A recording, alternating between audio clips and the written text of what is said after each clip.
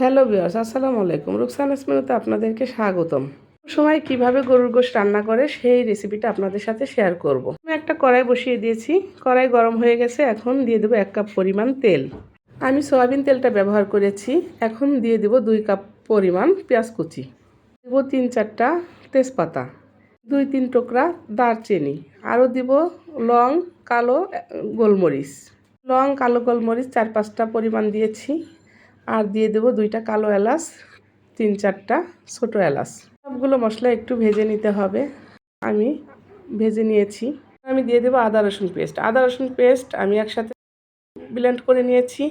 4 চামচ আদা রসুন পেস্ট আমি দিয়ে দিলাম শুকনা মরিচ দিয়ে, পেঁয়াজ দিয়ে, জিরে দিয়ে আমি একসাথে ব্লেন্ড করে রেখেছি 1 কাপ পরিমাণ। সবগুলো মশলা আমি একসাথে একটু নেড়েচেড়ে ভেজে নেব।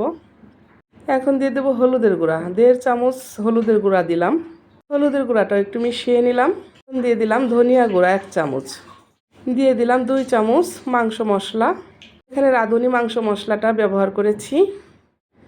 এখন সবগুলো মশলা আমি একটু কষিয়ে নেব। দিয়ে দেবো হালকা একটু পানি। মশলাটা আমার ভাজা হয়ে গেছে। হালকা একটু পানি দিয়ে দিলাম। পানিটা দিয়ে মশলাটা আমি ভালোভাবে কষিয়ে নেব। মশলাটা আমি কষিয়ে নিয়েছি। এখন দিয়ে দেব 2 চামচ লবণ। এখন দিয়ে দিলাম 2 চামচ লবণ। লবণটা দিয়ে ভালোভাবে মিশিয়ে নিতে হবে। মিশিয়ে তেল ওঠার আগ পর্যন্ত আমি রান্না করে নেব। আমার মশলাটা কষানো হয়ে গেছে, উপরে তেল উঠে গেছে। এই পর্যায়ে আমি দিয়ে দিব গোশগুলো আমি সুন্দর করে ধুয়ে রেখেছি। এখানে 2 কেজি পরিমাণ গোশ আছে। গোশটা আমি ভালোভাবে ধুয়ে রেখেছিলাম ঝর্ণা দিয়ে। গোশটা দিয়ে দিলাম মশলার ভিতরে। গোশটা দিয়ে একটু নেড়ে চেড়ে গোশটার সাথে মশলাটা মিশিয়ে নিলাম। এই পর্যায়ে একটা ঢাকনা দিয়ে আমি ঢেকে দিলাম। ঢাকনাটা উঠিয়ে মাঝে মাঝেই নেড়ে চেড়ে নিতে হবে, কারণ গোশটা অনেক সুন্দর করে আগে কষাতে হবে। গোশ কিন্তু ভালোভাবে কষানো না হলে গোশের কোনো টেস্ট আসে না। ঢাকনাটা উঠিয়ে বারবার নাড়াচাড়া করে মিশিয়ে নিতে হবে, যেন মশলাটা পুড়ে না যায়। মশলা পুড়ে গেলে কিন্তু গোশের ফ্লেভারটা সুন্দর আসে না। বারবার ঢাকনা তুলে নেড়ে চেড়ে নিতে হবে। নেড়ে চেড়ে মশলার সাথে গোশটা সুন্দর করে কষিয়ে নিতে হবে। তো আমার গোশটা এ পর্যায়ে কষানো হয়ে গেছে। এখন আমি এর মধ্যে দিয়ে দিব 4 কাপ পরিমাণ পানি। গোশটা আমার কষানো হয়ে গেছে। এখন এই পর্যায়ে আমি দিয়ে দেব পানি। 4 কাপ পরিমাণ পানি আমি দিয়ে দিলাম, এখানে অ্যাড করে দিলাম।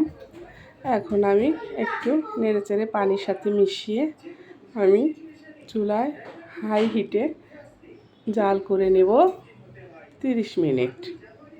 পানি দেওয়ার পরে একটু নেড়েচেড়ে নেব। নেড়েচেড়ে আমি একটা ঢাকনা দিয়ে ঢেকে দিব। ঢেকে দিয়ে 30 মিনিট রান্না করে নেব। 30 মিনিট পরে আমি ফিরে আসছি। গোশটা প্রায় আমার হয়ে আসছে। দেখেন ভিউয়ার্স, কত সুন্দর কালার আসছে। এখন আমি অন্য চুলায় একটা প্যান বসিয়ে নিয়ে দিয়ে দিয়েছি আধা কাপ পরিমাণ পেঁয়াজ কুচি, 4-5টা এলাচ, 2 টুকরা দারচিনি, 2টা তেজপাতা, আরও দিয়েছি কালো গোলমরিচ আর লং 4-5টা করে।